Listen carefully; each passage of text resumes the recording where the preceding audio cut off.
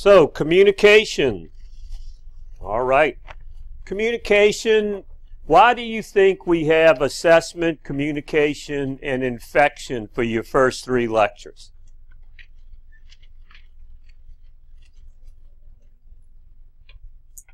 Be a long lecture if you don't talk to me. Why? Go ahead. It's right. These are all the basic things you need to know, right? We need to do assessments. If we don't communicate with our patients and our cohorts, it's not a good thing, right? So these are pretty important. Do you need to do you need to communicate with a person who had a heart attack? How about a COPD patient?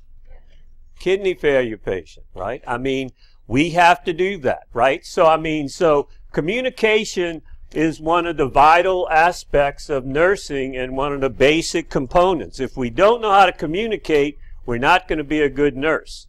So communication is our successful key to nursing. That's one of the basic premises we have to work with. So in nursing practice, we gather assessment data, right? What's our assessment data? What type of data?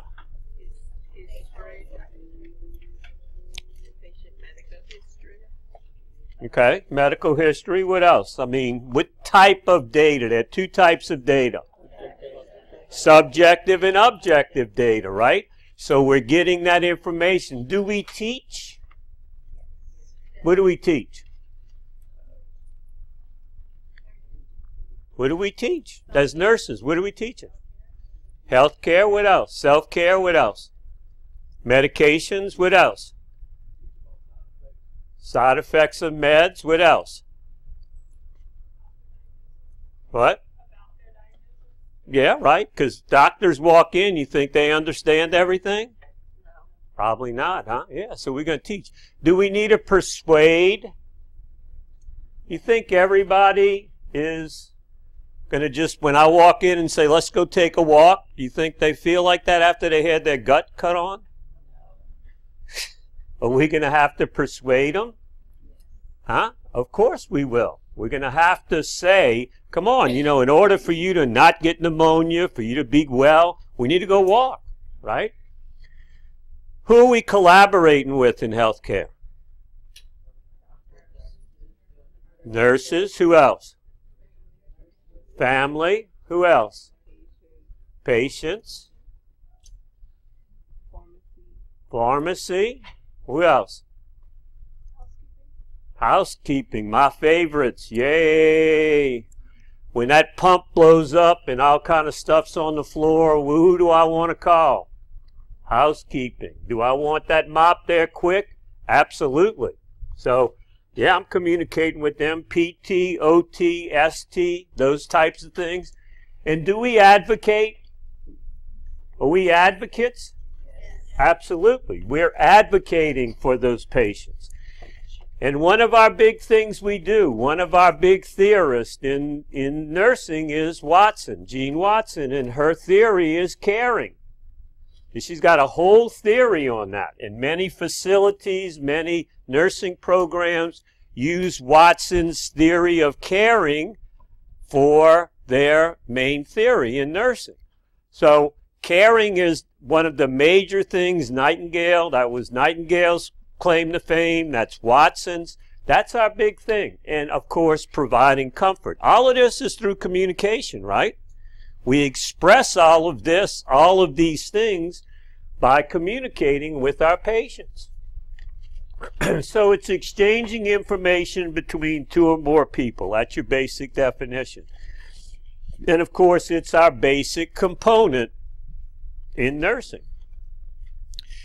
So this shouldn't be something new, sender, receiver. Basically, there's a message. It goes from the sender to the receiver. The receiver receives the information. We, as the sender, have to make sure that we understand how that receiver has received the information. So we may ask questions.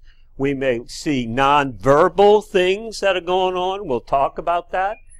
And then that receiver is sending a message back to us that they understood. So if we ask them a question, do you understand how that medication's supposed to be done? Yes, I did. Well, teach it back to me. We'll talk about that, okay? But that's basically the communication process. It's a loop. We want to make sure that that loop is completed and that you can look at the sides and understand what's going on. So in order for communication to be effective, that sender has to be sure that the receiver understood the message, decoded it, and has moved on to the next step. So we want to make sure that it's appropriate and that it's been effective. Okay, so let's see if this little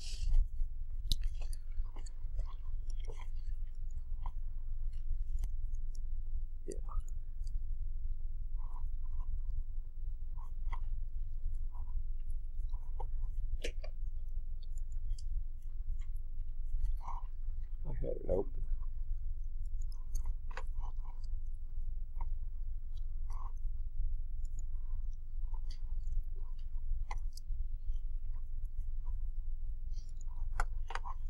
Well, we'll try this one. I had it open, but we're going to look at this one. This one may work.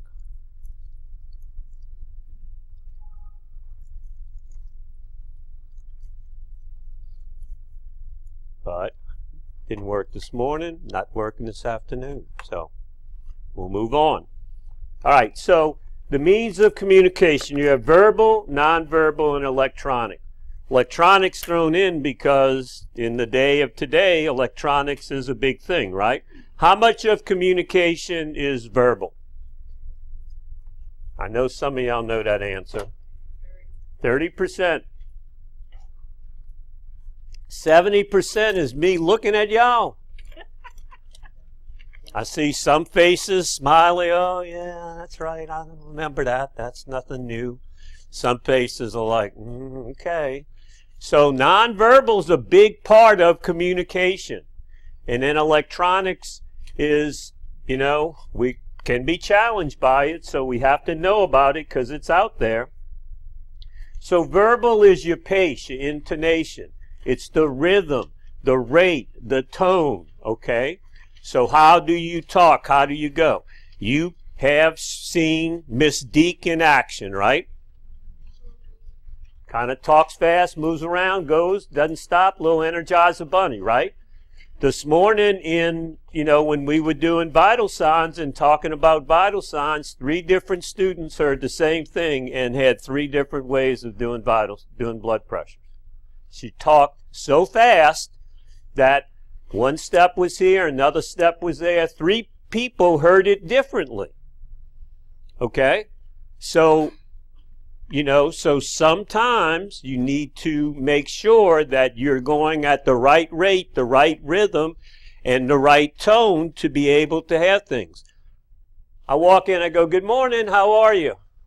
I'm Pete, I'm going to be your nurse. Pretty nice, huh? Nice rhythm, nice tone, and everything.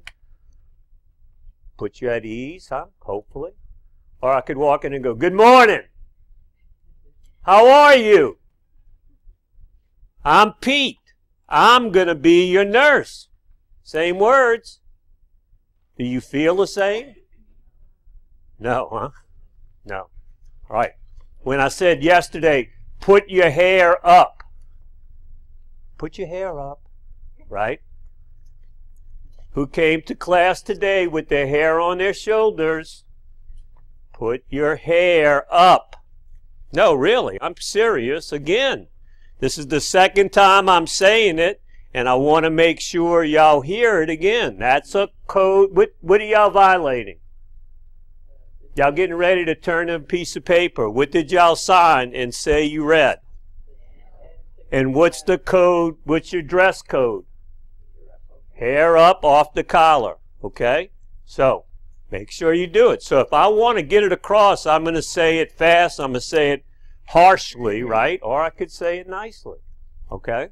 So Make sure you look at that. Okay, simplicity. We have to avoid medical terms a lot of times.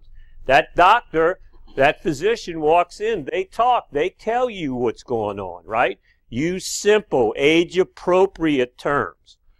So if you're dealing with an older person or a younger person, or a person with an education that's a little younger, we need to know how to be simple, be brief. Okay? We can't, and clear. We've got to be direct, we've got to be brief, and we've got to enunciate our words clearly and appropriately. Okay? We should be timely. We should be relevant. We shouldn't be talking about things that we don't need to be talking about. So it's what is needed for that patient at that time. If we're talking about bathing and getting the patient to do hygiene and oral care, we're not going to confuse them with go and take a walk after lunch. Right? We're going to talk about that later. All right? And then we have to adapt the message according to the cues. What are those nonverbal cues that we're getting from the patient? Are they listening? Are they distracted? Are they not really concerned about anything? I can look at a patient and I can be talking to them and I can say, or I can look at students and say, y'all aren't listening. You know, y'all need to listen. Y'all need to take in the words that we're saying. And so you need to look at that. Timely, relevant. Adapt your message to what the behavioral cues are. You need to be credible. So you need to be consistent. And, you know, you need to be dependable. So if I say I'm going to come back in an hour, I need to be back in there in an hour. If I say we're going to do something, we need to go back and follow up and do what we say, okay? And then humor. If you feel good about yourself, if you're smiling, if you're happy, you're going to have a better outcome. You're going to feel better. You're going to want to do things better. So humor is a powerful tool we can use. Nonverbal, a lot of things. It starts with personal appearance. Is that uniform clean? Is that uniform starched? Is that uniform in order? You know, or am I dressed appropriately? If I'm not in a uniform, am I professionally dressed? Do I look like I am in the role that I'm in as an instructor, as a nurse, as whatever role I'm working at as a nurse, okay? So it communicates physical well-being, our social status, our religion, our culture. Those types of things can be seen from a person's personal appearance. What's on my posture? If I'm open and I'm relaxed and I'm talking to you, I'm going to be a lot more presentable to the client than walking around with my hands in a scowl and bunched over and everything. So your posture, your gait, those things are important as a nonverbal type of expression. Facial expressions. How many people have teenagers? Do they need to talk? Do they need to just walk in the kitchen in the morning and you know what kind of day you're gonna have, right? They don't have to open their mouth. So, you know, so the facial expressions, you know, can tell us a lot. So just by what you're looking at, what you're seeing, what you're doing. And then gestures. Gestures are pretty much punctuations, right? They're punctuating what's going on, how people are, you know, feeling, what they're doing. So look for those nonverbal cues. They're very important. And then electronics is coming of age now. My daughter works in Birmingham at Children's Hospital. It's all electronic. Okay? When she goes to work, she gets a cell phone, an Apple, she gets an iPad, and she gets a computer.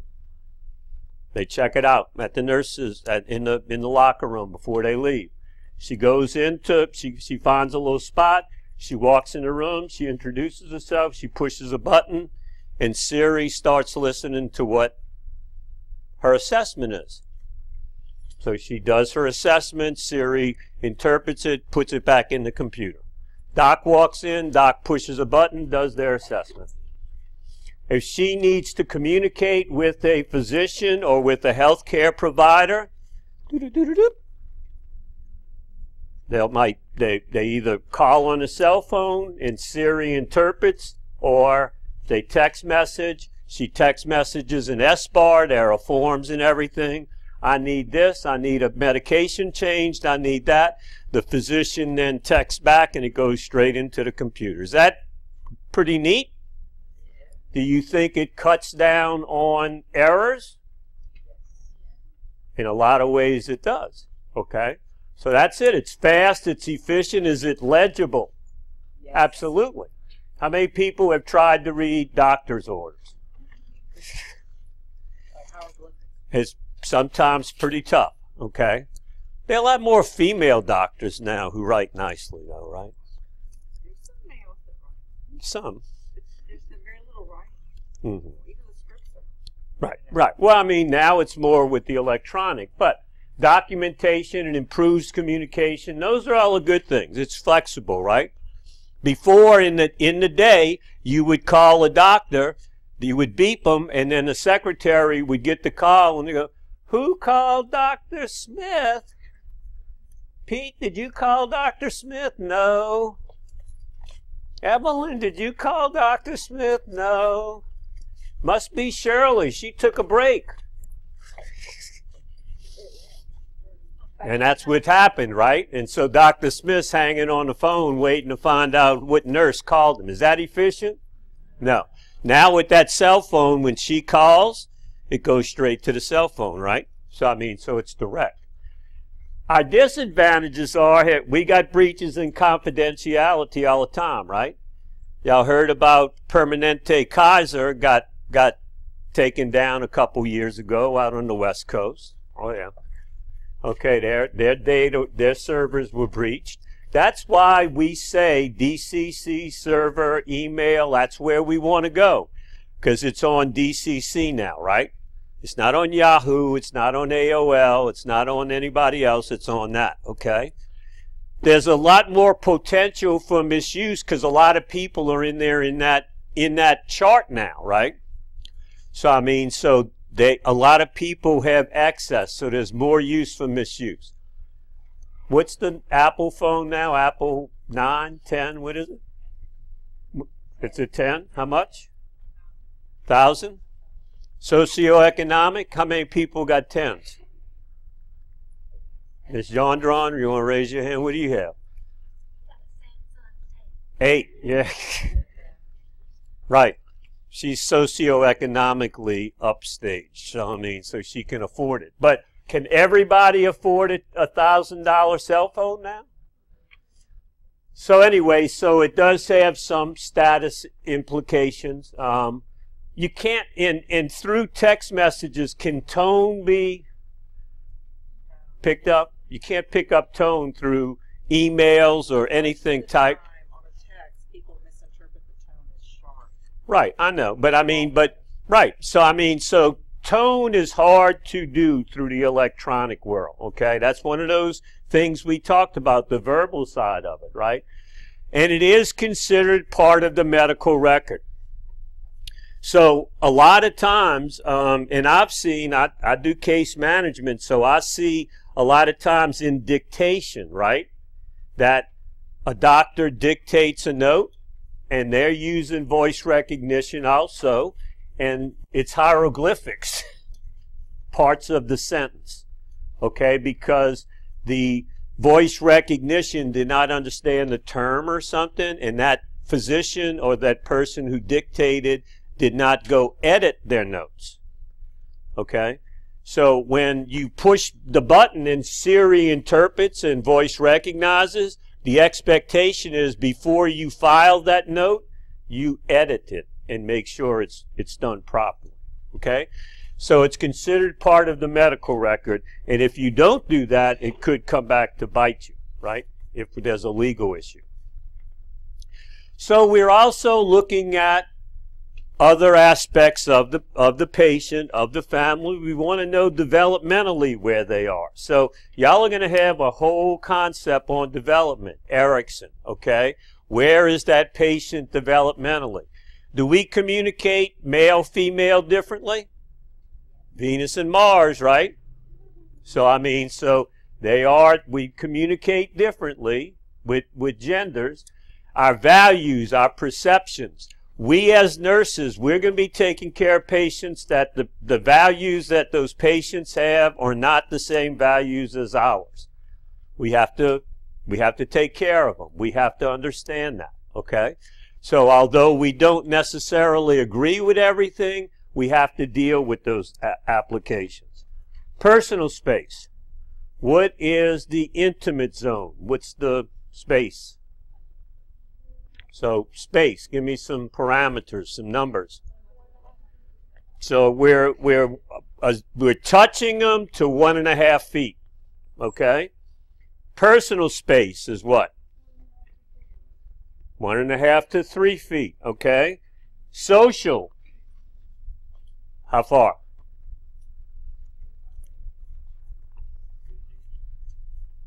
Four to 12 feet. And then what am I in now? What zone am I in? Public, right? Okay, so public, 12 feet or further, okay? So do nurses operate in those 4 zones? Absolutely, okay? So we work in that personal space, in those zones. So know those zones, know what spaces you're dealing with, because how you approach that patient is important, okay? Territoriality, you're gonna see. I mean, patients set things up, you know, so they have their little over bed table here, and they may have something, their comb here and their brush here and something over there. You walk in and you start moving it, you're not making friends, right? I mean, that person has their room set up the way they want. So we want to look at those things. That can affect things. Roles and relationships. That comes in with family, right? That comes in with people who are visiting that patient, who are in the room with that patient. So when we go in that room, we have to assess, who are you? I'm the aunt. I'm the son. I'm the wife. I'm the significant other. We have to start to understand what the roles are, what the functions are, what the relationships are of the people that are in there. Is environment important in communication? Is it important in this room? This building's not conducive environmentally sometimes to what we want to do, correct? That's why we layer. We're freezing, we're sweating, or whatever. So if that room's not comfortable, or if that environment's not comfortable, it certainly affects what we're doing with that patient, how they're going to recuperate, what's going to go on. Congruency is the staff, okay? So if I walk in and say, hi, I'm Pete, I'm taking care of you, we're going to eat 100% of your meal, you're going to walk down the hall today, you're going to do this, and then Ms. Gendron comes behind me and says, hi, what's going on? You know, Mr. Keller went on a break. What's happening? Oh, he said I got to eat all my meal. Don't worry about Pete. He gets on a tear. We better have congruency in communication, right? Because just like those teenagers, right? If Mama said I could use the car and Daddy said no, we got a crack, right? We better be together or we're going to have trouble. All right, so we need to make sure that, you know, that we are congruent when we're communicating. And our attitudes have to be proper, and our boundaries have to be professional. Y'all will fall into times when you're taking care of patients and they're sick, they've been there for a while, and you get them week after week after week. 3 days, 4 days in a row, take off a couple days, you come back. You get to be almost part of the family, right?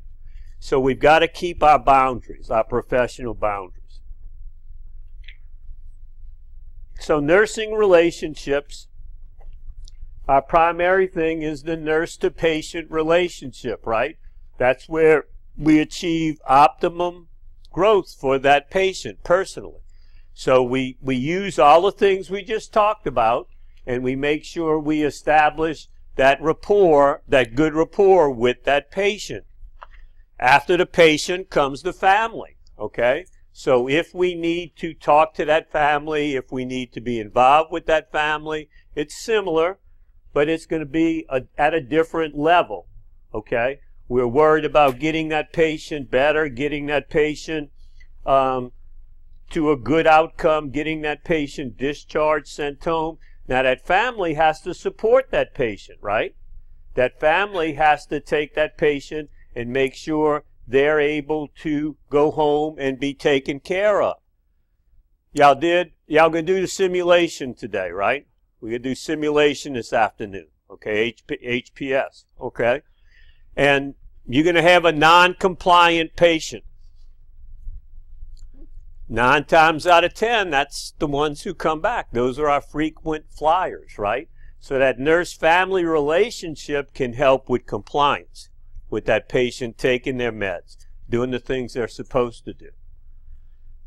And then our team, okay, I need to know what that physical therapist is doing. I need to know what that dietitian's doing. I need to know what those other ancillary, that respiratory therapist is doing as the nurse. I'm the hub. I'm the one who is controlling, quarterbacking for this patient. So knowing what's going on with the health team is a big thing. We're going to do team steps, and we're going to talk about this next week, right, Ms. Andron? Okay, so next week we're going to be doing team steps. That's going to help us. You're going to have team steps every semester you're here, okay? And then nurse-community relationship. We have to be able to hand that patient off into a safe environment. So if you've got a kidney failure patient, that patient is probably going to be on what type of service when they leave the hospital? Dialysis, right? So we want to make sure we've got everything lined up for dialysis, those types of things. If it's a COPD patient and they need oxygen or breathing treatments and things like that, if they're going home with health care, we need to make sure that those things are taken care of. So there are a lot of little moving parts that as a nurse we have to be aware of and communicate. Okay, so these are our stages. So the pre-interaction stage is when you're reviewing your information, your data, your subjective, your objective data. You're looking at H&Ps, you're looking at labs, you're looking at blood work, you're looking at x-rays, you're looking at MRIs, you're looking at physician's orders. That's your pre-interaction. You're getting a report from the nurse. You're dealing with a lot of different things in a pre-interaction stage. In the introductory stage or orientation stage, you're getting information from your patient. You're talking to them. You're setting the tone. It's the first time you meet them. You're setting up your goals. You're setting up what's going to be done. Hi, I'm Pete. I noticed you didn't sleep well last night, the nurse said. Can you tell me a little bit about that? I'm going to learn what the patient has to say to me, okay? Because I picked up my objective data and my subjective data from the nurse going off, from the medical record, whatever it may be. Now I want to know what that patient's got to say. So I'm going to do my assessment. I'm going to pick things up. In the working phase, that's when we're going to do the things we want to talk about. So in the introductory phase, I'm saying, okay, well, good. Well, you didn't eat very much today. We want to get 50% of your meal in at breakfast. We want to take a shower after breakfast, and then after lunch, we're going to take a walk. Those are our 3 goals. In the working phase, that's when, here's your meal. Let me set you up. Now remember, we want to get 50% in. I'm going to come back, pick your tray up, and then we're going to go take a shower. We're going to start working on the goals that we set for that day. And the determination phase is when we finish the day, when we finish the task, we've terminated, right? We've completed the cycle. So You've got the phases. That's table 26.3. Okay, so helping relationships serve as a foundation. Contracts for a therapeutic helping relationship are formed when? A, B, C, or D.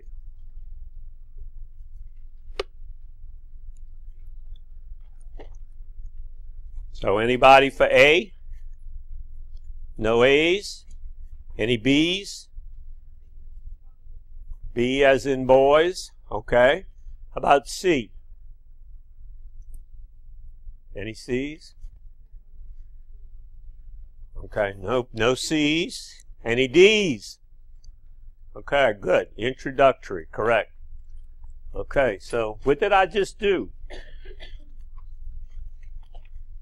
I assessed whether y'all were listening to what I said on the previous slide, right? That slide, I went through it. Here I'm assessing again, right? The nursing process, add pi.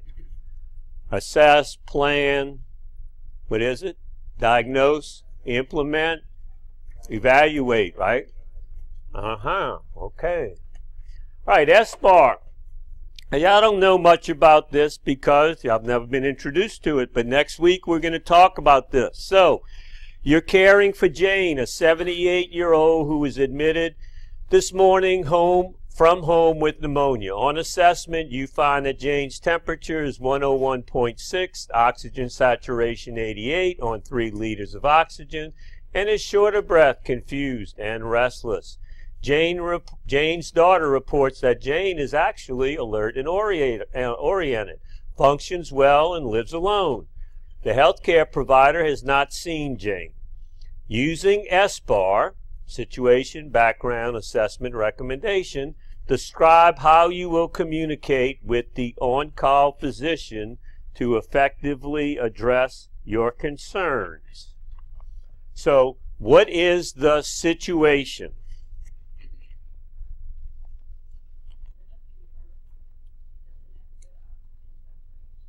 Is that the background? Is that an assessment? Right, that's an assessment. What's the situation? The what? What's the situation? See what? What's this? What's in the thing?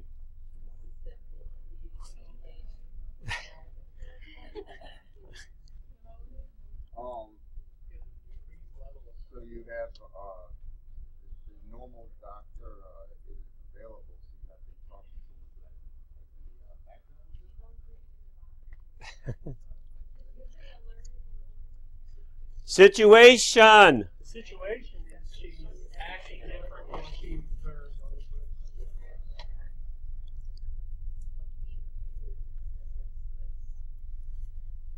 Now, what's the background?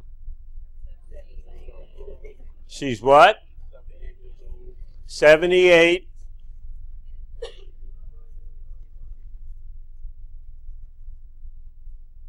I think y'all know what the assessment is, huh? What's the assessment?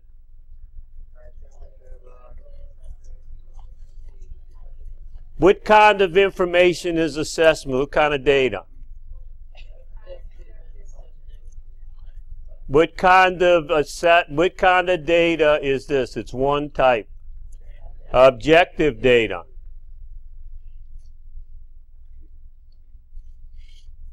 And what's your recommendation? Is there a recommendation up there? What would y'all recommend? Somebody wants to put her on O2. Is she on O2? So you want to put her on O2? She's on O2. You want to what? Oh, you missed that part. Okay. So you want to take that away? You don't want to put her on O2. All right. You want to put her on antibiotics. What else? What other thing might you want to do?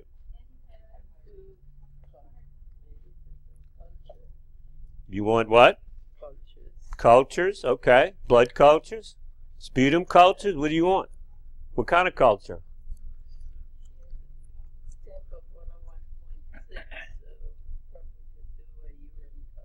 You want a urine culture.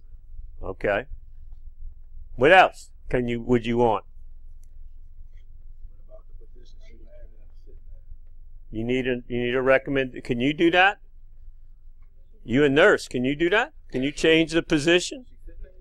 Well, do you need an order? Okay, so you don't need to get that to get a recommend. We need to get an order. Can I get a culture as a nurse? I need an order, right? Can I give an antibiotic as a nurse? I need an order, right? So give me some recommendations. Sit her up as a nurse. You don't need an order. That's what we were just saying. I put the bed alarm on her. We don't need an order. I want an order. What do we need orders from doctors for? Medications. What else? Blood work. What else? What? X-rays. Right. So remember, when we're talking to a provider and on call, so we're with the patient, we're seeing all of these things, we're giving recommendations. Can I sit the patient up as a nurse? I have autonomy, right? Can I reposition them? Can I do something like that? Yes. Can I prescribe? Can I get diagnostics? No, I need to get orders for them, okay? So, I mean, but that's why we do this, is to kind of begin to think about this. Y'all will learn about that. But, so that's good. Okay. All right, so elements of communication. We've talked about our appearance, our demeanor, our behavior. Okay, all of these things are important. Use of names, okay? So we always want, if it's a child or a smaller, person, and we feel comfortable using first names, of course we will. But with adults, we want to go in assuming we're professionals. So it's Mr. or Miss so-and-so, unless that patient has specifically said, oh, just call me Mary, just call me Bill, or whatever. So want to make sure we use that. We are autonomous as nurses, correct?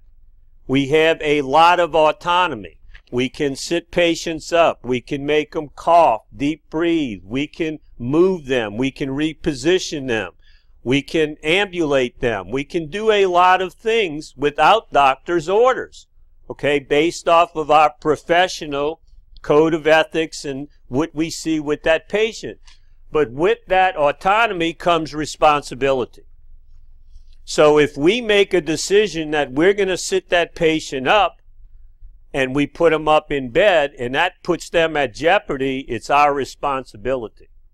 So we have, with that autonomy comes responsibility, and that's a big thing. So you have to know what is going to happen to that patient if we sit them up. If that patient is dizzy and has blood pressure dropping, you think you're going to sit them up? No. We wouldn't do that based off of our assessment, okay? So that's what we're going to teach you, how to critically think, what to do, how to take care of things. But because we are nurses and because we've passed NCLEX and because we know things, we have autonomy and we can do those things. We need to be courteous, of course. We always need to be courteous with our patients, and we need to be trustworthy. Trustworthiness is the biggest thing we have in communication and in caring for patients. If a patient doesn't trust us, we're not worth the salt that we're standing on. So we have to make sure that they are able to trust us. Assertiveness and intermittent eye contact is sometimes, not everybody wants to get better, right? When you're feeling sick, you just want to lay in that bed. And we all know that laying in that bed will lead you to getting pneumonia, getting sicker, and not getting any better. So we want to get that patient better. We want to get them out of that bed. So we want to use assertive. We're going to talk a little bit more about this. So we want to have eye contact. We want to be interested and be honest, and we want to actively listen to that patient. If that patient has legitimate reasons why they don't think they should be doing the things they're doing that we're communicating to them, let's listen to them. They're the patient, right? So might we persuade them? Maybe. Or we might say, you're right, maybe we're pushing a little bit too hard. We need to back off a little bit. Okay? Have a confident voice. Don't walk in and say, I'm a nursing student and my instructor said. And a lot of y'all are going to be that, Mr. Keller, I got to give this shot? Come on, hold my hand, steady up, go in there, and give the shot, right? Okay? So be confident. We need to be culturally sensitive. So if it's another culture, we need to understand what's going on. We got a whole concept on that. And always use I or we statements. I should put we up here too, and not you. When you say you, this is what the patient's saying. You need to get out of bed, right? We are going to walk today, okay? So put it in a positive tone. Put it in the tone that you want them to be working with you and working together to get things taken care of.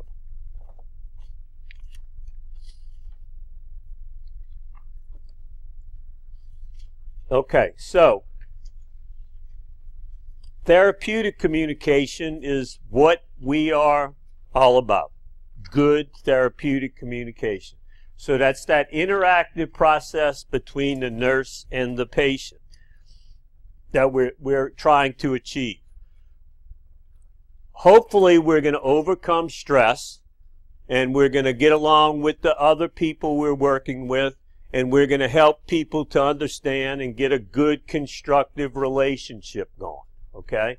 That's the goal in therapeutic communication. So active listening is being attentive to the patient verbally and non-verbally. So SOLAR, this is an acronym for how you do this, S-O-L-E-R, okay, is you want to face the patient, be right in front of them to talk to them, okay? You want an open posture, so you don't want to be with your hands folded with a grumpy face or, kind of scriggly. You don't want to do that. You want to be open. You want to lean towards the patient. So in the gym, I had some chairs and some other things. So you're not sitting back, just kind of relaxed in a backward pose. Yeah, okay, I'm listening, I'm talking to you. So you lean forward, right? You look at the patient, eye to eye. You get good eye contact. Leaning forward, you show that you're attentive, you're listening to what's going on. Eye contact and relaxed. Now, do you need to be sitting? Maybe, maybe not. Depends on the situation. You can be standing, okay? I can be over here writing on the board and getting everything I need. Not a problem. But if I'm not getting what I need, then I need to move into the patient, make sure I get good eye contact till I can understand and we can get a good connective conversation going. And the big thing is listening. Nurses like to talk. We like to say what we got to get done. We like to say what's going to happen today and then move on with that. So learn that patient, facing that patient and listening to what they're saying. So box 26-1 gives you a little scenario and things to look at when it comes to this active listening that comes on. So some of the things we'll use is silence, okay? So if we ask a question and that patient is not quick to respond, we want to give them a few seconds. Maybe they're processing things. Maybe they're, trying to figure out how they're going to explain things to you. So give them a couple minutes, not minutes, but a few seconds to respond. Don't expect for an immediate response, okay? And then if the patient can't talk or can't explain things the way you couched that question, Re-verbalize it. Change the way you said it. They may not have understood exactly what you want. Okay, general leads can encourage verbalization. So sometimes we've got to, especially if a patient's sad or in grief. I mean, a patient just finds out they got cancer. They don't want to talk very much, but they need to talk, right? We know that's therapeutic. So we've got to go in and say, what can we do? How can we get this better? What can I do today? I'm here with you today. What can we do? Lead them. Make them know you're there holding their hand. You're there to help them. You want to take care of them, okay? So encourage that verbalization, okay? You got to be specific, and you want to tell them exactly what your plan is, because that instills trust, right? That makes them know you are the expert. They're looking to you to help them. So you want to be out there doing what needs to be done. Use open-ended questions. So you want them to verbalize things. You just don't want yes, no. Sometimes that's all you're going to get.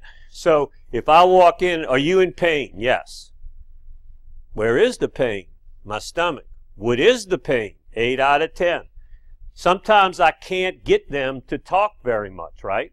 Or I could walk in, are you in pain? Yeah, my stomach hurts. It's right by my incision. It's 8 out of 10. If I move to my right, okay, good. I don't have to ask you any more questions. You just gave me everything I need. That's wonderful. Thank you very much. I'll go get your pain meds.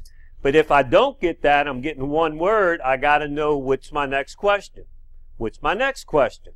It might be 5 questions, might be 6, might be 10, till I get enough information to be able to assess that patient to take care of. So, but using open-ended questions hopefully will get a dialogue started so that you're able to take care of that patient. And using touch. Sometimes, that touch, that therapeutic touch, holding their hand, trying to get them to touching them on their shoulder. What's the first thing we do when those babies are born? We cuddle them. We hold them. When they cry, what do? We pick them up. When they want to eat, what do? Hold them, put that bottle in their mouth. We're touching them. That's Maslow. That's basic. People desire that. They need that, okay? But that being said, in today's world, in today's age, do I touch that patient without permission? Be careful. Right? We got a lot of Hollywood people out there that have touched without permission, apparently. So we got to be careful now, right? But that being said, a lot in nursing, it does go a long way, okay? All right, summarizing is when we're ending a conversation, especially if we've been talking to the patient for several minutes and we've gone over several topics, we want to be sure that we summarize and make sure that things are understood before we leave. So we summarize at the end. Clarifying is you say it one way and you look at the patient and they got that look. What did you just say? Maybe I need to rephrase that. Okay? So you can tell a lot of times non-verbally if the patient has picked up what you're saying. A lot of times in clinicals we'll be talking and the instructor will go, can y'all tell me what I just said? And y'all are glazed over. So it's time for a break, right? Okay, and it is time for a break too, right? Because I'm getting the glazed look also. But if you need to clarify, paraphrase, okay? Or ask the person to restate what you just said. Because if they feed it back to you, or teach it back to you, you've done your job. If they don't understand it, you'll know a little bit better about what they don't understand. Okay? Offering self. What's it mean to offer self? So, what's that mean?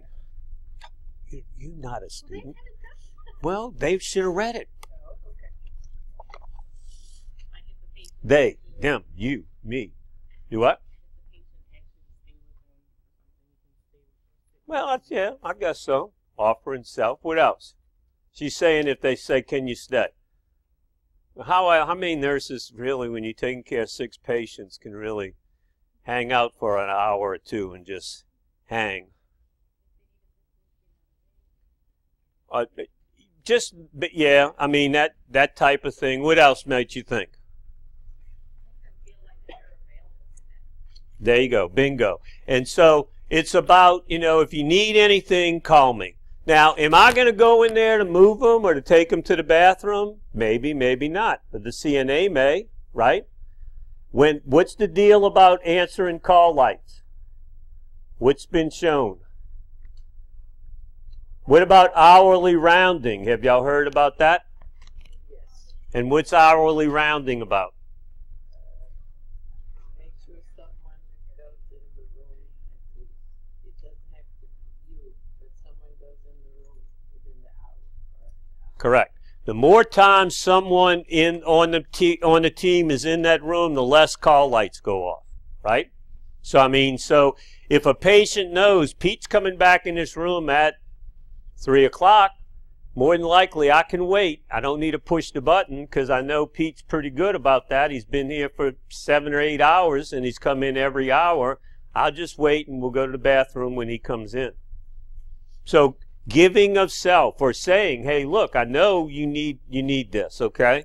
I might not be able to go and stay with you, but I might be able to get somebody else to come in and talk to you to help you, okay? Another thing that really cuts down on the call lights is every single time I go in a patient's room, before I leave that room, I say, I've got 4 of the patients that we need to give meds to, but before I leave, is there anything else that you need from us? Yeah, I need a blanket. I need a snack, whatever. I need something to take this medicine with. I don't really want it. And it does cut down. Well, that's aided, right? That's the aided thing, right? That's the new term for it, but it's been around forever. They call it rounding with a purpose. Right. But I mean, yeah, but the aided, rounding with a purpose, whatever you want to say, it's those types of things, right? Well, no, absolutely. So but recognize that, as the quarterback out there, you have autonomy, you can delegate, you can get things done, but knowing what the patient needs is the big thing. And then giving information. Why are those patients scared? They don't understand. They don't know what's going on, right? So giving them the information they need. When that patient gets diagnosed with, when that patient gets diagnosed with a bad diagnosis, right? They have to, you have to spoon feed them. Give them a little bit of information. Move on. A little bit more until they understand what's going on. Okay, so the clock hands say break time. So 5 minutes. All right, so let's see if this little...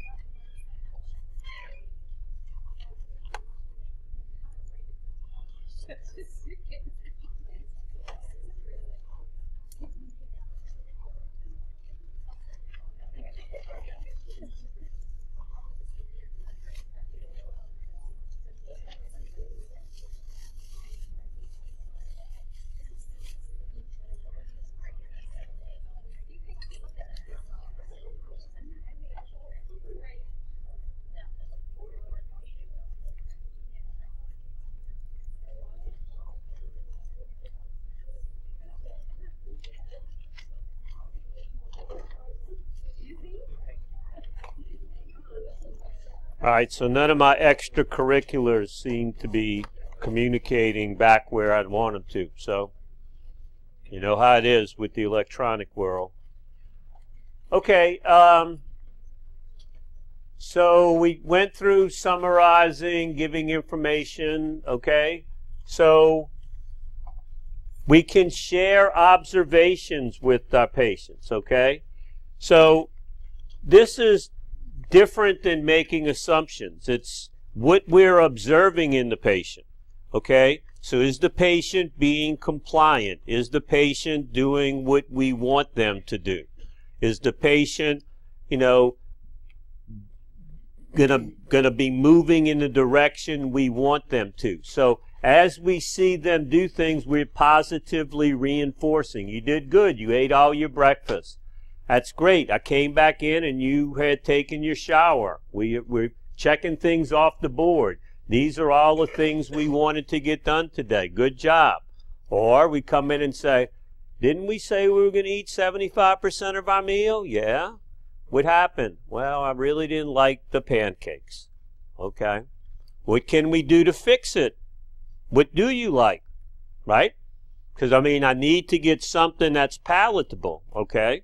I mean, so you'll find that a lot of times the patient doesn't even know they can change the menu.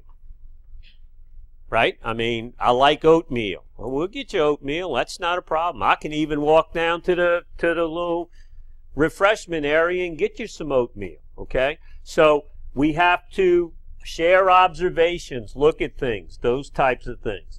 Relevant questioning.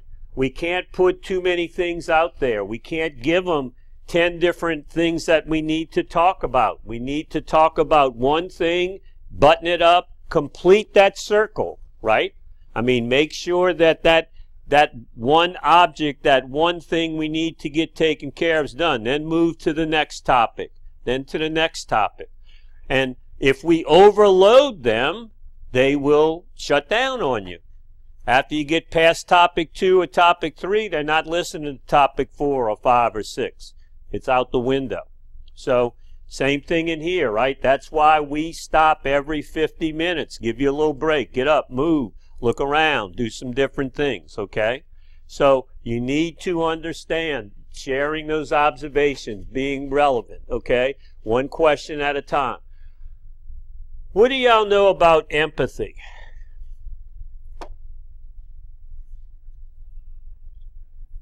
It's that you share the same situation that they do. You know how they feel. Okay. They've been through it. Acknowledging their feelings. Okay, acknowledging feelings. Do you have to go through it? I don't like that part of it.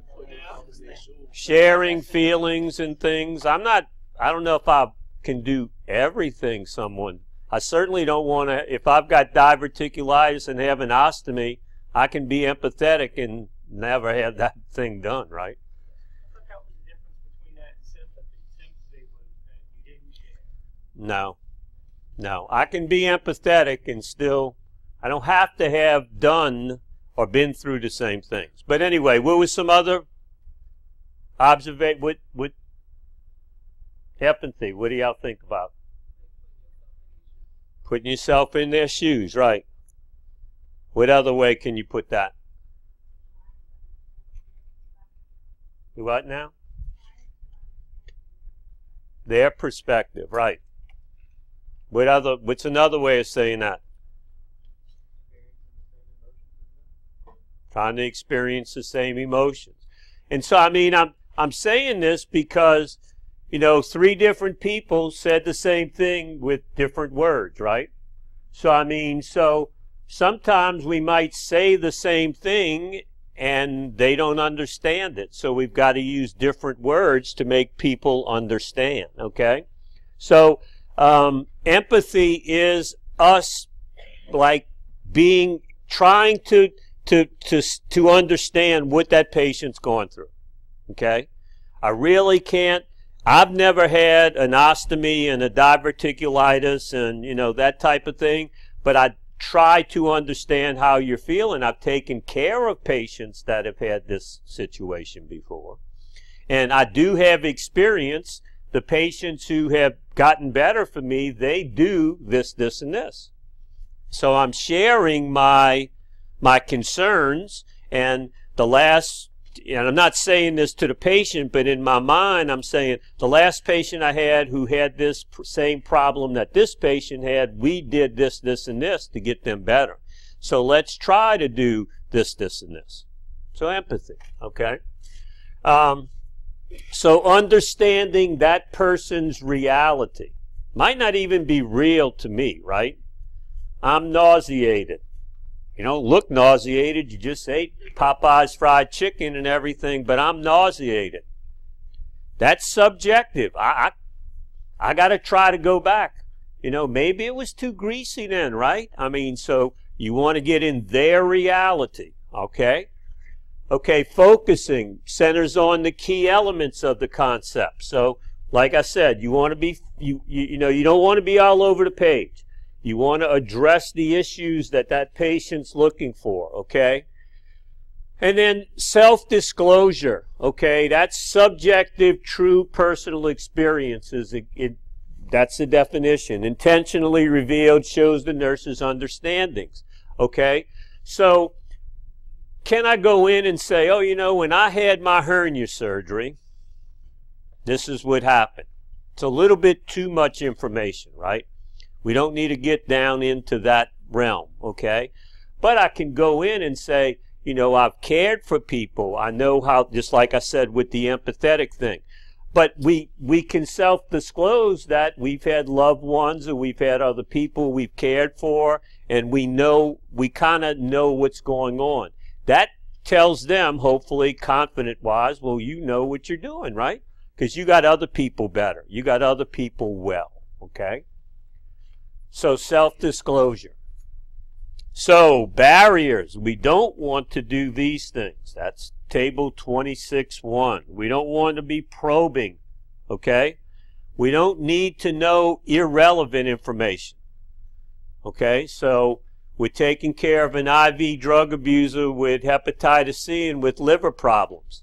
I don't need to know I don't need to know that they're on heroin or they're shooting up 5 times a day and they're doing 20 grams and, you know, they're on the street and homeless. I need to know about that liver failure. Okay, so probing. I don't need to get into that. I don't need to do that. I don't need that patient to explain to me, except the questions I need explained or to understand. So I don't need to ask for explanations that are irrelevant. Okay, so we don't need to get into those types of things. We don't need to give personal advice. You know, when the welfare check comes in and you go see the guy with cocaine again, probably won't come back in with CHF if you don't do that again. Don't you think they know that? They're addicts. Okay, so no personal opinions, advice. Changing the subject. Human nature. Someone asks you a question, what do? Let's talk about something else. I don't know the answer. Okay? So we don't change the subject. If we don't know the answer, we let them know. You know, I really don't know. I'll find out. I'll talk to the doctor. I'll talk to the physical therapist. I'll talk to somebody and figure out. But don't change the subject and blow them off. What happens then? You lose trust. He's not listening. He doesn't care about it. He just doesn't want to address the issue. Yeah, I want to address the issue. But I don't know enough to address the issue yet. I'll find out about it. What's stereotyping?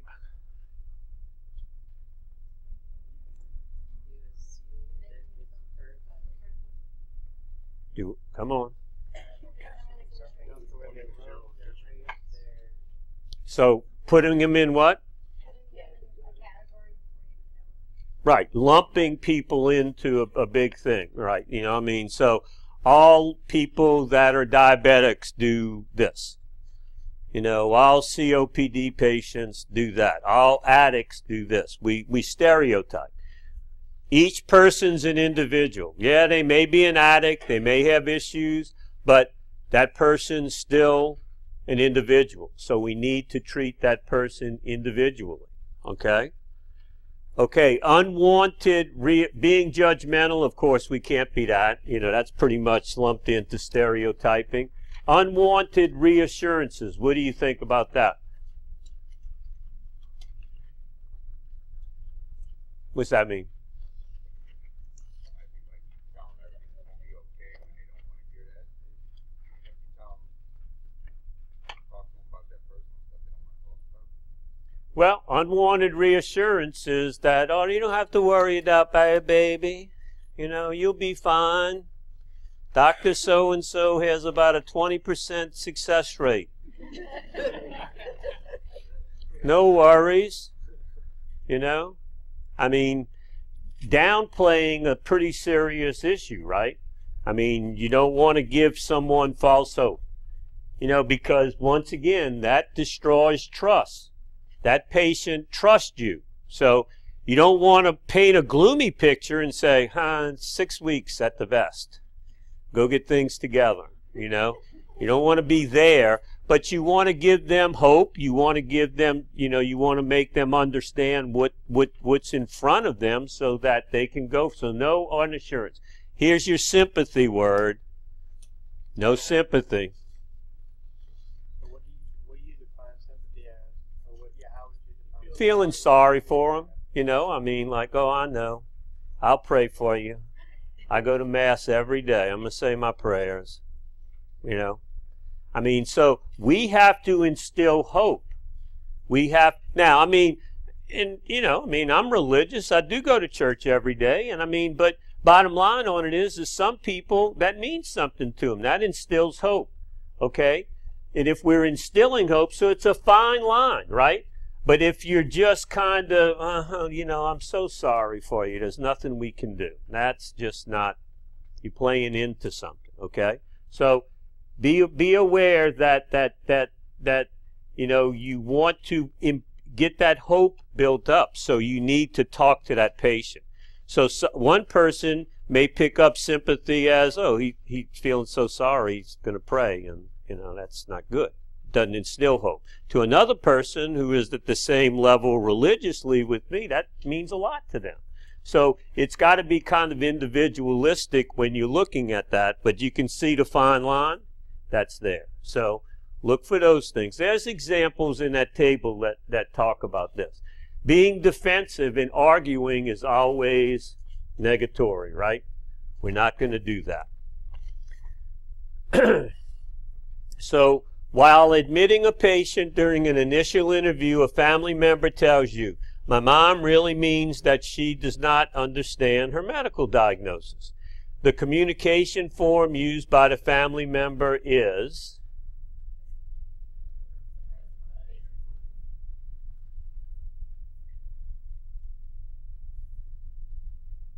did that wave overwhelm everybody? Is that the right answer? Is clarifying the right answer? Anybody want another one?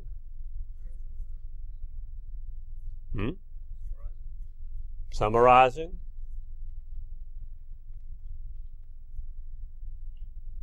Anybody else want another one? Why would we be summarizing?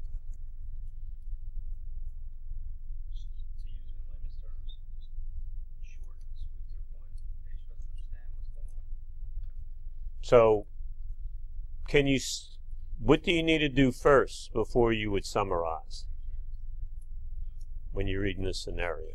I can see why you picked it, but now I need to take you back. And so what she's saying is, my mom really doesn't understand the medical diagnosis. So what would I have to do? Right, and then clarify, and then maybe summarize. So don't read too much into the questions, because that once again will pull you through. So,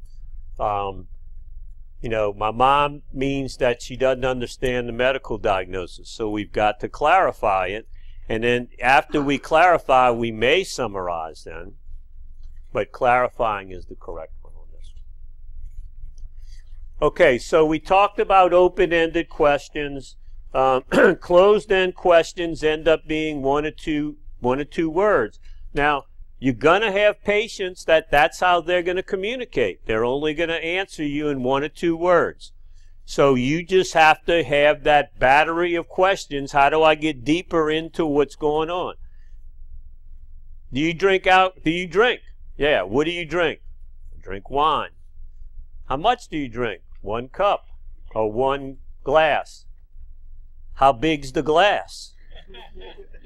Oh, it's that thing, that 64-ounce thing, you know. I take 1 bottle and pour it in. A lot different than 1 glass, right? So, I mean, so you have to know how to go through and to get those one-word answers and get to the bottom of what you're trying to find out. Okay? So, that, yeah, it's funny, huh? Yeah, it is. But it is the way you got to go with closed in. And then be careful with leading a patient, okay? Leading questions like, you know, are you going to take your medicine, right? They all know you got to answer, yeah, you know, and stuff. So you want them to explain to you when they take their medicine, how they take their medicine, what's going on. You know how to take it? Sure, I know how to take it. Well, that's kind of leading, okay? All right, so the nursing process, ADPI. You're going to have a whole concept on this one too, okay? But, you know, you're learning a lot about assessment, right? You're learning, you know, the biggest part of this. But in communication, like I said, we go over almost all the concepts you're going to learn. So in assessing, we are going to look, these are the things we're going to look for if we're assessing a patient for communication problems. We're going to see if there's any language deficits, okay? Does that patient understand the English language, okay? Or there's sensory deficits. What do I mean by sensory deficits? Hearing, what else? Eyesight. You know, I mean, it's if they're in pain, if they have any type of thing like that. So we want, is that a barrier to communication? Is that something we need to know about? Of course. Cognitive impairments. You know, are they demented? Can they fully tell us what's going on? Are they confused? Okay. Then we're going to assess verbal and nonverbal communication. When we ask them a question, are they answering appropriately? Do they understand what we're saying? Okay. Sometimes there are cultural differences that we don't understand. So we got a whole concept on culture. But we have to assess for that when we're communicating with the patient.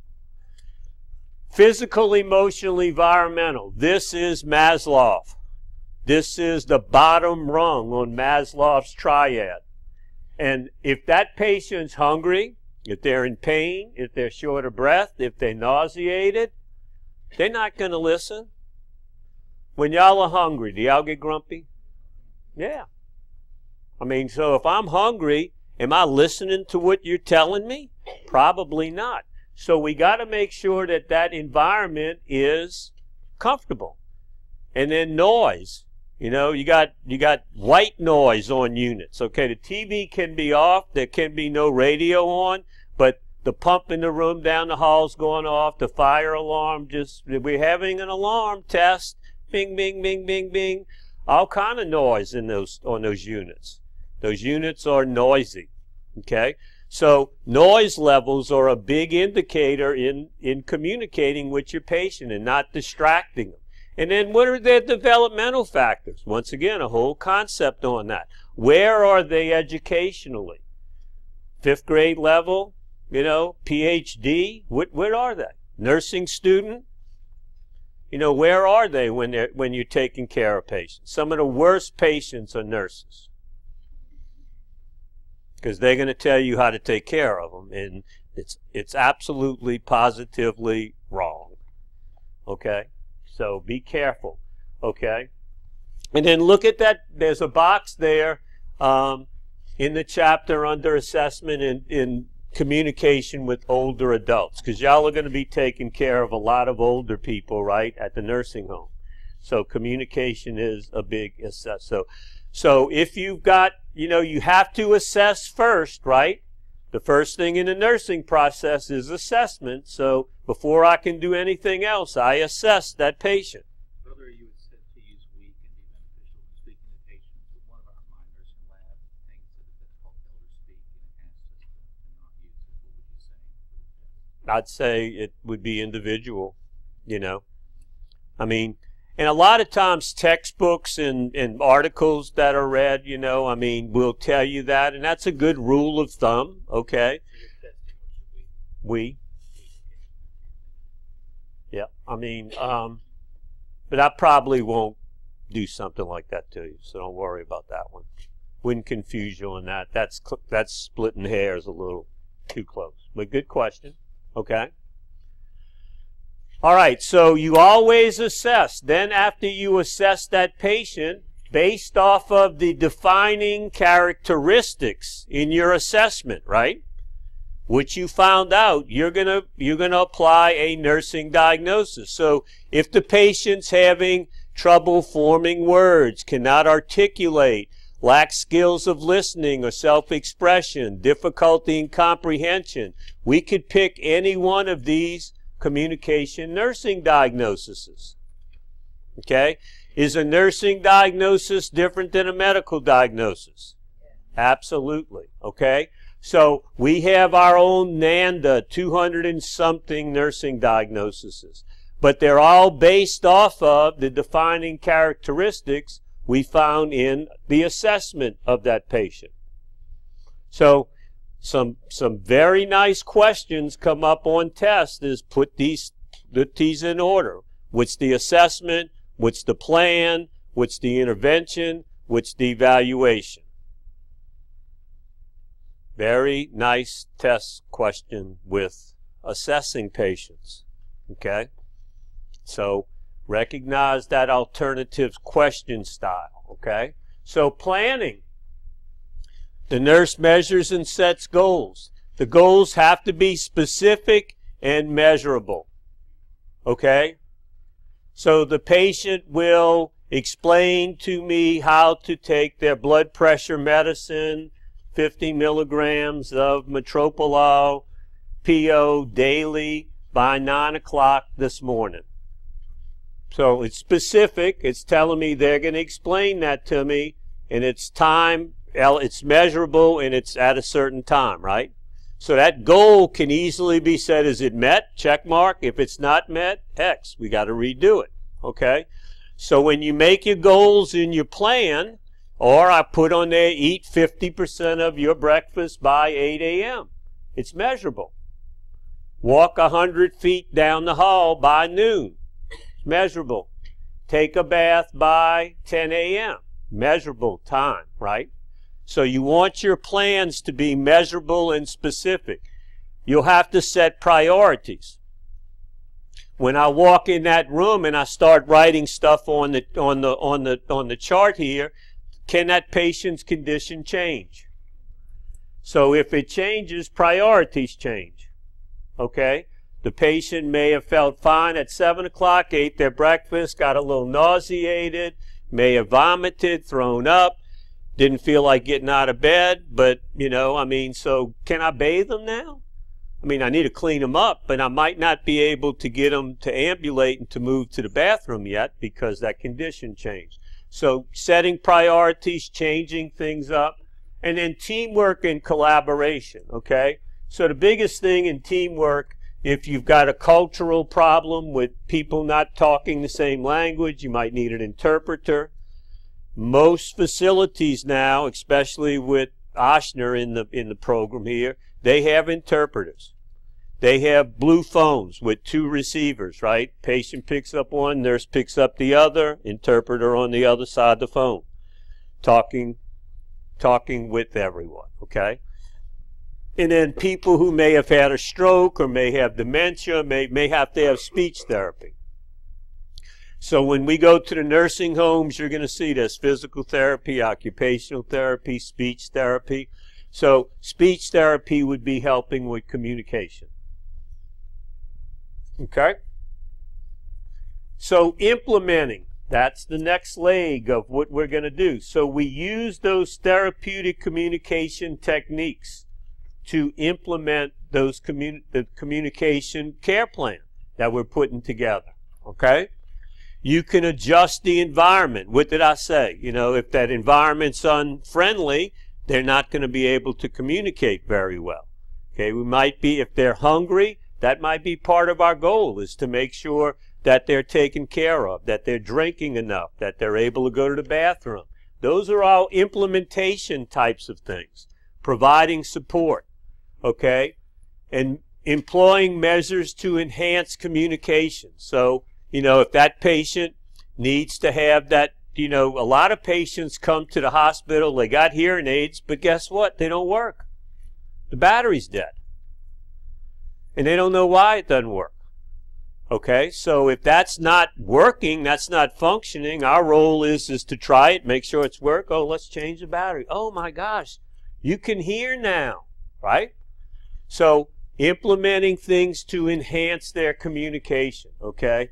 And then, of course, communication's always about education. Educating the patient, always a fallback mode in implementation. Taking that patient and helping the patient and the family. Big helps. Okay, and then evaluation is the last part of the nursing process. This is where we look at that goal and we say, was it met? Check mark. Was it not met? X. Okay, so we either say that the patient reached their goal and the outcome had been achieved, or they have not reached their goal. Okay, so were the interventions effective? Did they work? And if they did, then great. We cross it off our checklist, we move on, that care plan's complete, everything's good. If it was not met, we modify the goal. If that patient was not able to explain to me how to take their medication at 9 a.m., maybe we go back and try to do it tomorrow. 9 a.m. tomorrow and see. We keep trying if that's something that needs to be done. So you assess, you always assess, you always come up with your diagnosis based off of what you found in your assessment, in any abnormals that you find. Then you plan, then you do your interventions, and then you evaluate. That's the nursing process. Okay, so documentation.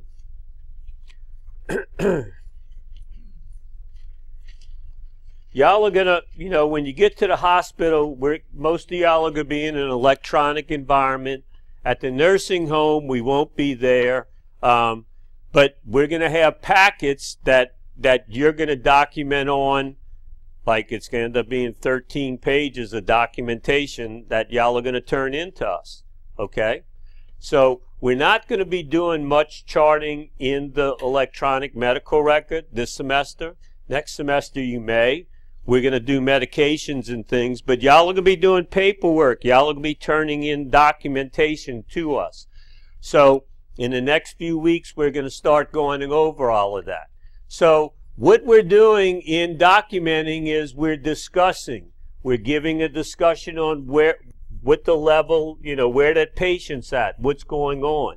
It's a report. It shows what physical therapy's doing, what the lab work is, what the dietary requirements are, what the doctor's orders are, what the medications are. It's a report, right?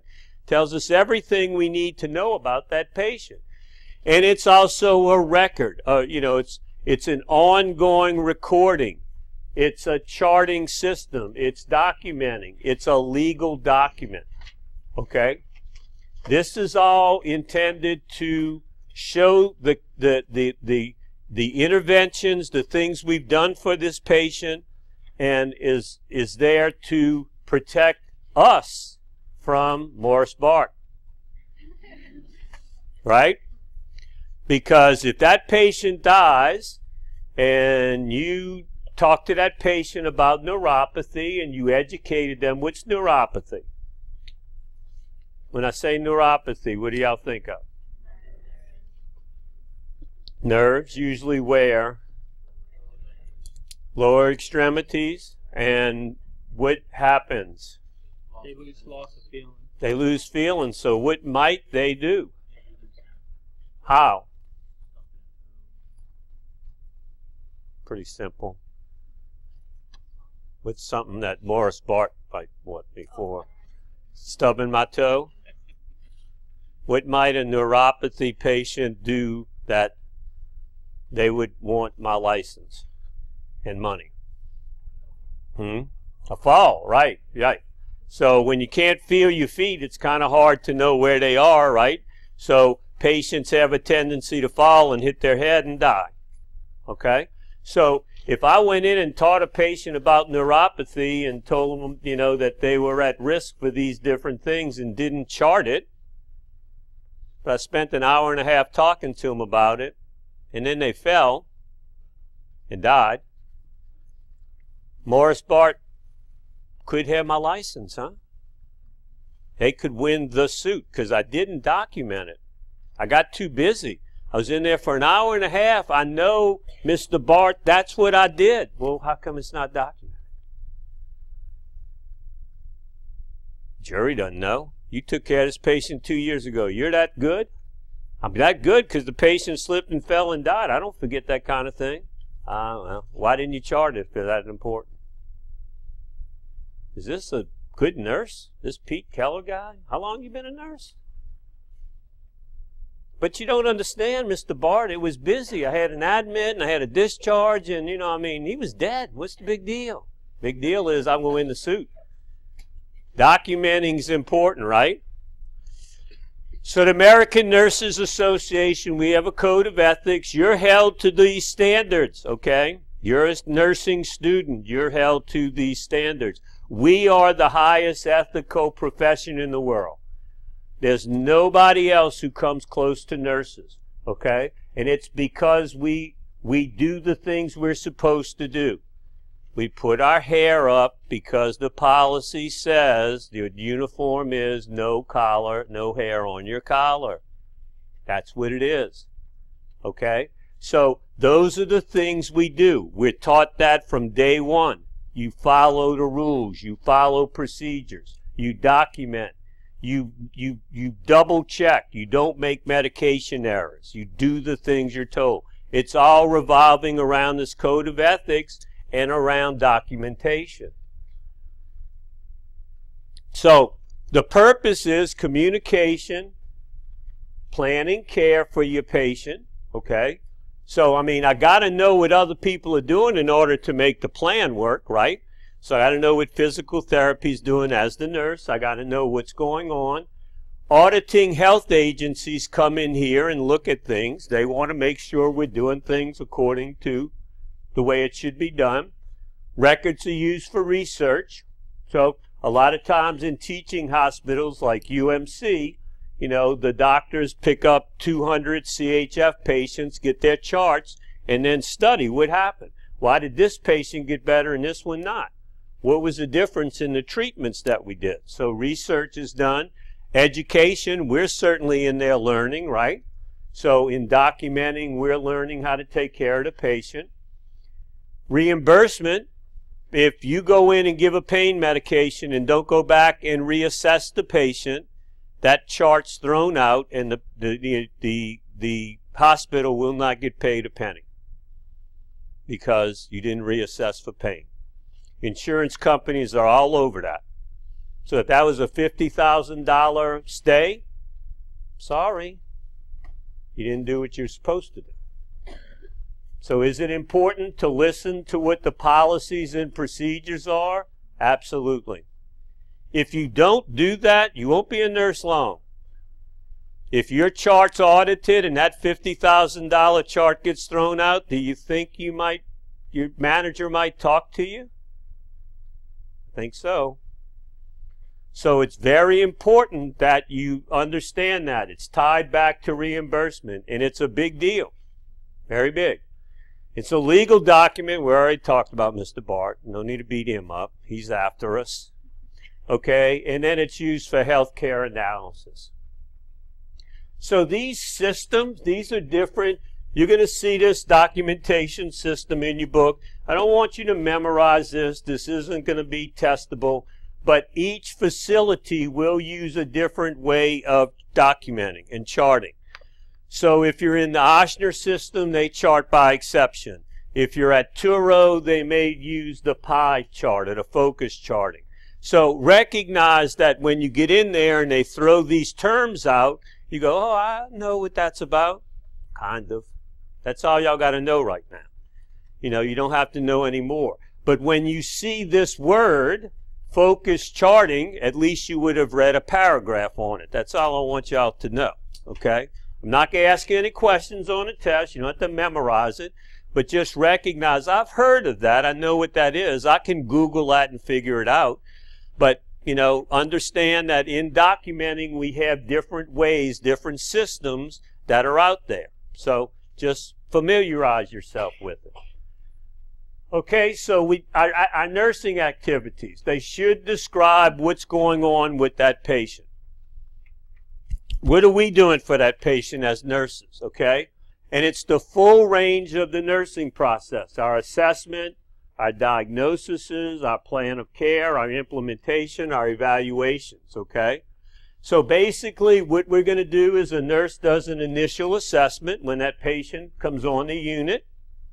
That assessment generally takes half an hour to 45 minutes to complete, maybe an hour, depending on how complicated the patient is. That used to be about 12 to 14 pages of written, handwritten notes. In the electronic world, it's a little bit easier. But that was your initial nursing assessment, okay? Then you have a care plan based off of abnormals, right? Those things that I showed y'all, okay? So we assessed, I wrote all my documentation down. These are all the things I think we can do to help this patient get better. There's communication, there may be mobility issues, there may be GI issues, whatever it may be. So we're going to look at nursing plans. Cardexes are kind of a thing of the past. It was a little rectangular card. It had all the information about the patient, okay? Some medical records, electronics still call them a Cardex, but it's just the basic. It tells you the diagnosis, it tells you the medications the patient's on, it tells you their labs, it tells you their x-rays, it tells you, but it's all in one place. It used to be in a little binder at the nurse's station, and you'd pull the card out and you'd look at it, and the secretary would erase it and add things to it. Or the electronic record keeps it a little bit more up to date, but they're still out there. So it's a quick information piece. And it's called different things now depending on where you are, but recognize that's a quick information. A flow sheet is all of your assessments. So you do see that in Epic and in Cerna and in electronic. They have a little thing on the bar that says flow sheet. You hit that, and there's your oxygenation, your perfusion, your mobility, all of the different systems that you're assessing and what's going on. So flow sheets work out of that. And then progress notes. What are progress notes?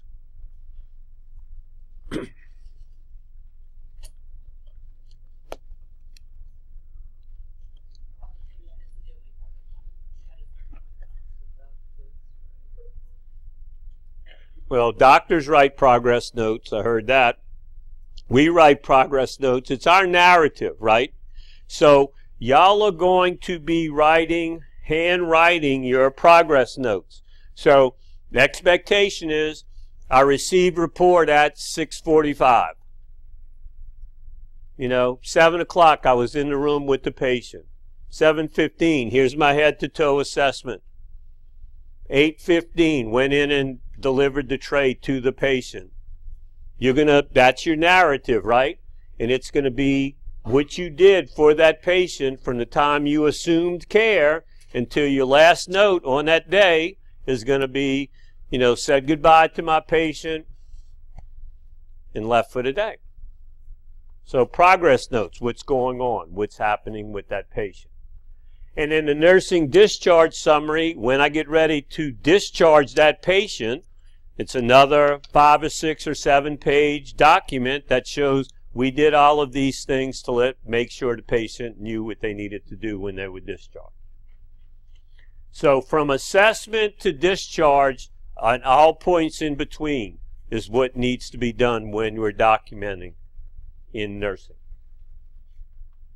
So we need to make sure that we time and date everything. So when you're in the computer, right, it's going to time and date something. Do we chart in real time? No. Everybody says no. Anybody say yes? Maybe. Who says yes? So you chart in real time. How?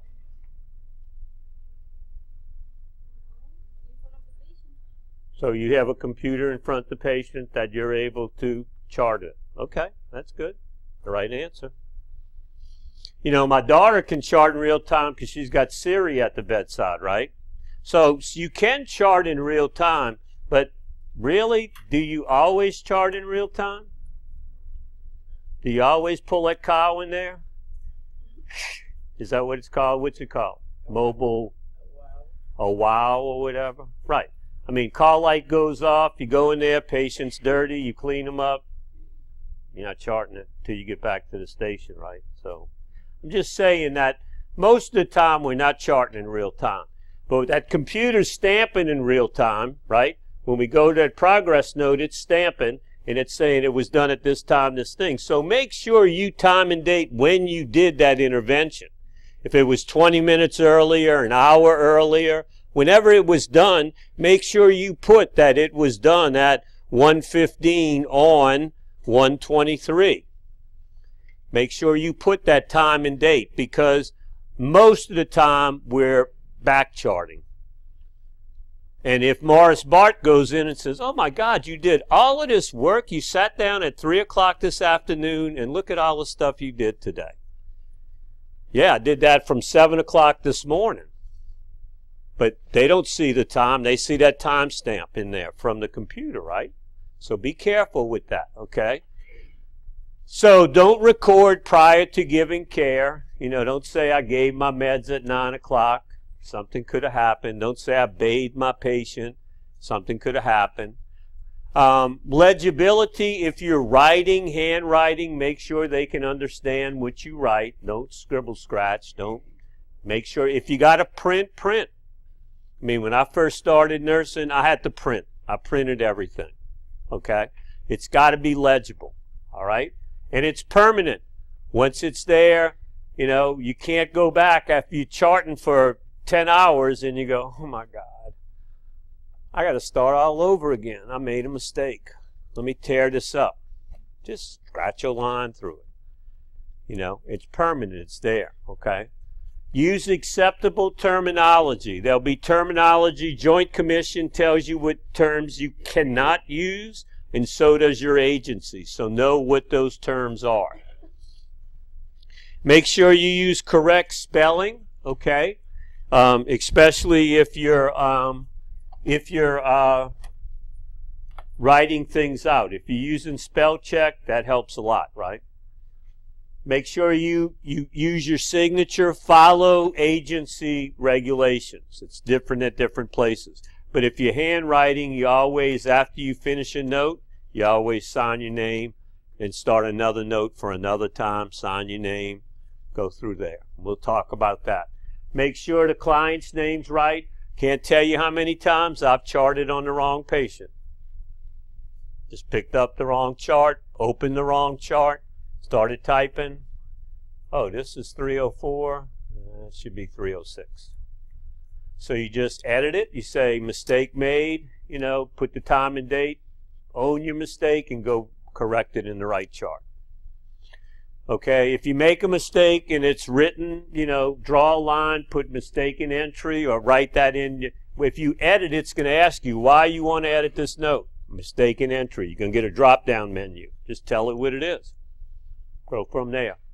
And then name and initial, and make sure you take care of that.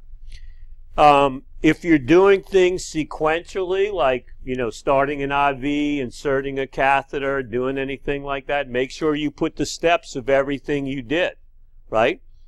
Because if you don't put the steps, but Morris Bart's waiting. Shouldn't you have done this before you did that? Okay? And make sure it's appropriate, and make sure it's complete. So the nursing process has to be completed. You got to complete the whole circuit, right? Omitted care can be recorded. So sometimes you miss a med. Sometimes you miss something that should have been done. Record it. Own it. Make sure you understand, and make sure that you put that it really didn't have any effect on the outcome of that patient. Okay? Because you're owning it, that helps to instill trust, credibility, and if you're trying to defend yourself in front of a jury, you want to have that in there. I've done that, yeah, but I always document if I did miss something, and I make sure you understand that that patient was in good shape when they left my care. And be concise. We don't need war and peace. Some people can get real fluffy, right? We just need to know the terms. We just need to know what's going on. You don't even need full sentences if you can get the information across, okay? So make sure it's concise. Okay, you want to be legally prudent because this is protecting yourself, caregivers, the facility, and the patient, hopefully. You know, that you're not doing something off the wall. It is a court document. That's the first thing. They're going to first want to subpoena the policies and procedures of the hospital. And they'll read every one of them that pertains to that patient. And then they'll come back and say, did Nurse Pete follow those policies and procedures when they were documented? So once again, I know I'm saying it again, and I'm going to say it again and again and again. Put your hair up. Follow your policy and procedures, because if you start with these things and you blow it off and think it's not worth anything, when you get in the hospital, how thick is the policy and procedure book on a unit? Anybody got a clue? Raise your hand, Margaret. Show them. How big? It's big, right? Okay. So, and they're going to go at you. I'm not saying it to scare you. I'm saying we're going to get through it, but it's important, okay? Policies and procedures. So, chart changes, show your follow-up, make sure you get all of that done. Read the prior notes. You know, the nurse has been on that unit for 12 hours. They're tired. They want to go home. They give you the down and dirty, and they're flying out of there, okay? They got to be back in 12 hours. They want to go home, take a shower, eat, go to bed, get up, and come back to work the next day. So read their notes. It takes 5 minutes. Doesn't take long. Read what they did. Find out what happened. Be timely. Don't wait till the end of the shift to do all your notes. Try to keep up with them. Try to stay up. Try to write them as you go. Okay? Try to keep things done. Be objective and be factual. Don't get too subjective and put in your fluff that you want to add. It was a bad day. Pete came to work and he didn't make the coffee, and it started out that and it went downhill after that. Okay? Don't want to know all that. Okay? Don't leave blank spaces. Now, I know students, when they get my paperwork back, they got a lot of circles and red marks on them. What's the weight? How come BMI? Don't leave it blank. If you don't know it, put a line through it. Put NA. Do something. But never leave blanks on a document. Okay? Don't chart in advance. Don't be putting down things that have been done. Don't use vague terms. That's why we teach you medical terminology. And if you can't write the big word out, then put the definition of what that is. Okay? Don't chart for others. Oh my God, I got three admits. Can you go write, can you go explain? I just went in there and the patient's fine. They're 5 out of 10. I just gave them some Dilaudid. They're looking good. Go do my assessment on my pain for me. No, I don't do that. There'll be patients, there'll be nurses who'll ask you, but you don't want to chart for others. Okay? Use the patient's name. Don't use patient or client or something. If it's Mr. Keller, use Mr. Keller when you're documenting. Okay? Don't alter the record. Some people go back the next day. You can go back a day or two. If you forgot to chart something, it's okay to go back and chart. You're not altering the record. You're just putting in something you may have forgotten. Charts are open for 3 or 4 days after the patient's discharge. So you're gonna wake up at 3 o'clock in the morning and you can go, oh my God, I forgot to do that. When I go to work, I'll take care of it. Well, guess what? You go back the next day, they're gone. Go open the chart again. Put it in there. But don't alter the record. Don't go back and say, you know, if you didn't chart that teaching about neuropathy, go back and chart it. But don't go back and say you did something that you didn't do. I put the bed rails up, but you didn't. Because somewhere else, when someone went in and found that patient on the ground, they probably charted that the bed rails were down when they went in the room. So don't be putting, that's altering the record, right? I know I should have done it. Let me go write that I did it. Don't go do that. All right. That's it. My group and Miss Dotson's group, we have to go to HPS first. So y'all hang out here. Get that HPS, those sheets out that y'all printed, get those out so we can go over them real quickly.